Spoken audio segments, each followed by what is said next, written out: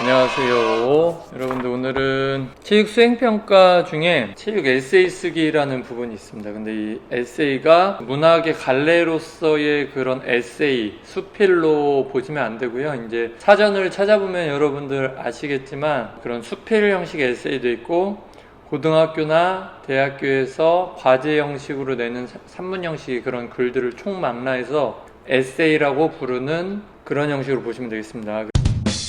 선생님이 이제 수업 시간 되면 이렇게 종이를 이제 나눠줄 건데, 이 종이 선생님이 봐가면서 쓰겠습니다. 우선 여러분들 체육 에세이 쓰기 3학년 몇 번 이름 쓰시고, 그 다음에 평가 기준이 있죠. 그 밑에 보면 이제 A 30점. A는 요 옆에 평가 기준 6개가 있죠. 요거에 거의 다 이제 만족하는 거고요. 요 6개의 평가 기준에서 하나씩 만족 못한다. 그러면은 B 26점, C 22점, D 18점, E 14점. X는 뭐냐? 아예 응시 안 한 거. 평가 기준 하나씩 읽어보겠습니다. 1번.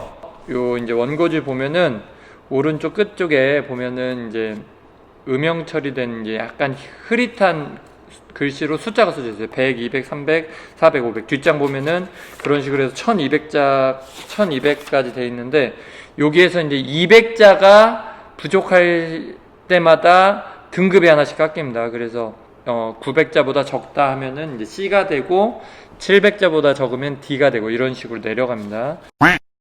2번. 다양한 문장 표현력. 이 다양하다는 게 사실은 되게 어때요? 모호하죠?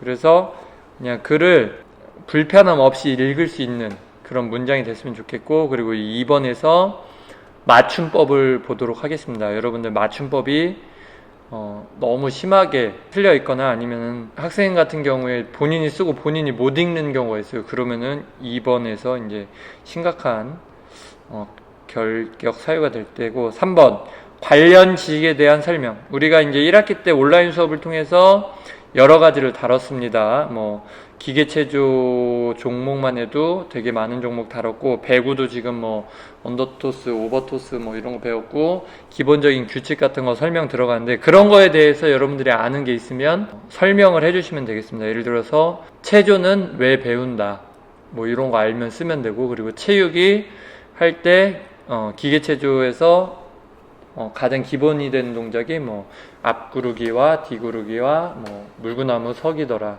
그리고 뭐 물구나무 서기 할 때는 손을 어떻게 해야 된다. 뭐 옆들기 할 때는 손발의 위치가 어떻게 돼야 된다. 연습 방법은 어떻게 된다. 이렇게 그 어떤 종목을 연습하거나 행동할 때 관련된 지식을 알고 있으면 그런 내용이 들어가 있으면 되고요. 4번 창의성. 창의성은 그때 어떤 이런 활동을 하면서 느꼈던 감정, 여러분들이 어떤 생각이나 느낀 점, 혹은 이런 걸 배우니까 실생활에 적용돼서 내가 이런 생각을 해봤다, 이런 것들 있죠. 그래서 앞으로 뭐 TV를 볼 때 이런 종목이 나오면 뭐 어떤 관점에서 내가 더 깊이 있게 볼 수 있겠다, 이런 거 실생활에 적용된 거죠. 혹은 내가 생활체육으로서 뭐 배구가 매력을 느껴서 성인이 돼서 배구 동호회 같은 데 들어가 보고 싶다, 뭐 이런 이야기, 창의적으로 본인이 느꼈던 감정에 대해서 진솔하게 쓰시면 되는데, 너무 미화해서 쓸 필요는 없습니다. 여러분들 그 다음에 5번. 서론, 본론, 결론의 형식이 어느 정도 좀 보여야 돼요. 사실 이제 수필, 문학적 갈래에서 수필은 서론, 본론, 결론이 없어요. 그냥 일기 형식으로 쭉 써나가면 되기 때문에 상관이 없는데, 이런 어떤 과제로서의 에세이, 그러니까는 뭐 레포트나 포트폴리오 이런 거 하면 서론, 본론, 결론이 있어야 되는데, 간단히 설명을 하자면 서론 같은 경우에 도입할 때 여러분들 되게 어려워하는데, 처음에 어떻게 시작하면 노멀한 도입법이 되냐, 뭐 우리는 1학기 때 체육 시간을 통해서 다양한 활동을 했다, 뭐 그러면서 이제 열거하는 거죠. 이러이러한 활동을 했는데 의미 있는 부분이 내가 느껴서 이러이러한 부분에 대해서 내가 이제 한번 이야기를 해보겠다. 그럼 그 부분에 대해서 이야기하는 것이 뭐가 되겠어요? 본론이 되겠고, 결론으로 가면은 이제 내가 기존에 몰랐었던데 새로 알게 돼서 깨닫게 된 점, 아니면 앞으로 체육 활동에 임하는 자세를 어떻게 하겠다, 뭐 이런 거 가면 되고요. 서론할 때 조금 전문적으로 하려면 여러분들이 읽었던 책이나 뉴스나 어떤 신문 기사 같은 거를 인용해서 들어가면 되게 좋아요. 내가 최근에 어떤 책을 보았는데 어떤 기사를 봤는데 이런 책이나 기사에서 최근에 사회 문제로 어떤 문제가 이슈화되고 있다. 그래서 특정 분야에 이런 고민이 있었는데 체육 시간에 이런 수업을 하니까 그 문제와 연관돼서 내가 깊이 생각해 볼 수 있는 어떤 그런 경험을 하게 됐다 하면서 이야기를 풀어 나가시면 되겠습니다. 그래서 사실은 이제 뭐 약간 소논문 형식으로 하거나 레포트 형식으로 가면 서론에는 그 연구하는 필요성 아니면 뭐 선행 연구, 다른 사람들이 선행 먼저 행해 놓은 연구 있죠. 먼저 다른 사람들이 해 놓은 그 연구가 어디에 있어요? 논문이나 책에 있죠.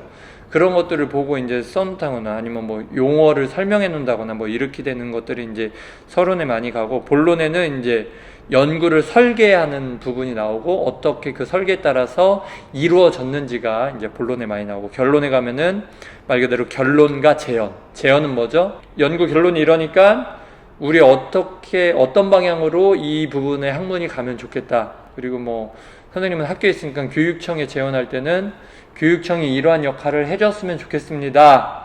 이렇게 재현하는 것들 있고, 그리고 마지막에 뭐 참고 문헌, 여러분들이 봤던 참고했던 어떤 것들, 이런 것들이 있는데 이런 것들에 대해서 형식을 조금 고민해서 오시면 되겠습니다.